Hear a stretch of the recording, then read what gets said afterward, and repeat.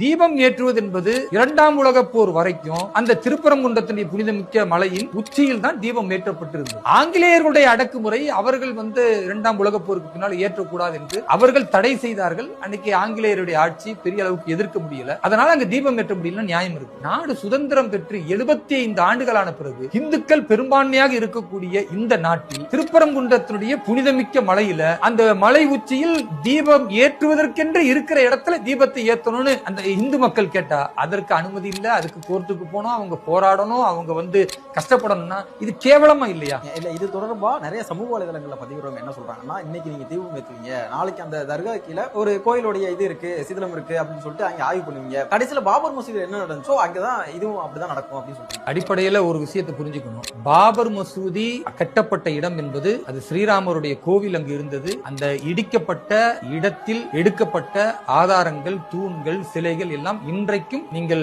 ராமஜென்ம பூமிக்கு போனா பார்க்கலாம், கண் முன்னால பார்வைக்கு வச்சிருக்காங்க. அதுக்கு மேல நீங்க போய் ஒரு மசூதியை கட்டினா அது இஸ்லாமிய நம்பிக்கைக்கு எதிரானது. நபிகள் நாயகம் சொல்லி இருக்கிறாங்க, இன்னொருத்தருடைய வழிபாட்டு தலத்துல போய் நீங்க கட்டக்கூடாது.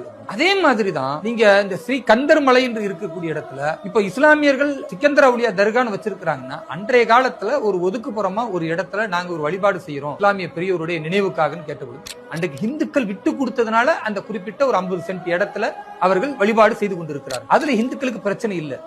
ஆனா அங்கிருந்து ஒரு 15 மீட்டர்ல இருக்கிற இந்த தீபம், அதுல தீபம் ஏற்றும் பொழுது முருகனுக்கு அரோகரா, கந்தனுக்கு அரோகரான்னு கோஷம் போடுவாங்க. அந்த கோஷம் எங்களுக்கு நெருக்கடியா இருக்கு, இல்ல அந்த மாதிரியான விஷயங்கள் ஏற்படுத்துவதற்கு நாங்க விடமாட்டோம்னு வக்ஃபு வாரியமோ அங்க இருக்கக்கூடிய இஸ்லாமிய அமைப்புகளோ தடை கேட்டு நீதிமன்றத்துக்கு போவது எவ்வளவு பெரிய விபரீதமான முடிவை ஏற்படுத்தும்னா, இந்துக்கள் என்ன கேட்பாங்க, வருடத்திற்கு ஒரு முறை கார்த்திகை தீபம் அன்றைக்கு முருகனுக்கு அரோகரா, கந்தனுக்கு அரோகரான்னு அந்த மலை உச்சியில் நின்று அவர்கள் உறக்க கோஷம் விடுவது, அதெல்லாம் இஸ்லாமியர்களுக்கு பெரிய நெருக்கடி ஏற்படுத்தும். அந்த தர்காவுக்கு பக்கத்துல அப்படி நடத்துறதுனால மன உளைச்சல் ஏற்படுத்தும்னா, ஒவ்வொரு நாளும் இந்துக்கள் கணிசமாக இருக்கக்கூடிய பகுதிகளில் மசூதிகள்ல அல்லாஹு அக்பர் அல்லாஹு அக்பர்னு நீங்க பாங்கு சொல்றீங்கல்ல, அந்த இந்துக்கள் என்ன சொல்றாங்க, அல்லாஹ் சாமி கூறாரு, பாங்கு சொல்றாங்க. பாங்கு சொல்லி முடிஞ்சு தொழுகை நடத்திட்டு வரும்போது இந்துக்கள் எல்லாம் போய் எங்களுக்கு மந்திரிச்சு விடுங்க அப்படின்னு சொல்லி அந்த தொழுதுட்டு வரவங்கள்ட்ட எல்லாம் தண்ணி ஊதி அடிக்கிறது. அப்போ இந்துக்கள் நல்லிணக்கத்தோடு இருக்கிறாங்க. அது அல்லாஹ் சாமி பாங்கு கூறுறாங்க அப்படின்ட்டு அவங்க ரொம்ப நல்லிணக்கமா நினைக்கிறாங்க.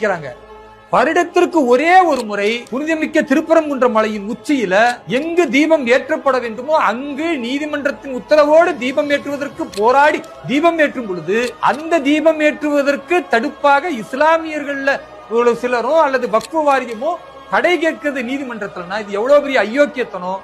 இவர்கள் செய்வதனால இந்துக்களுக்கும் இஸ்லாமியர்கள் மத்தியில் கலவரம் வருமோ வராது.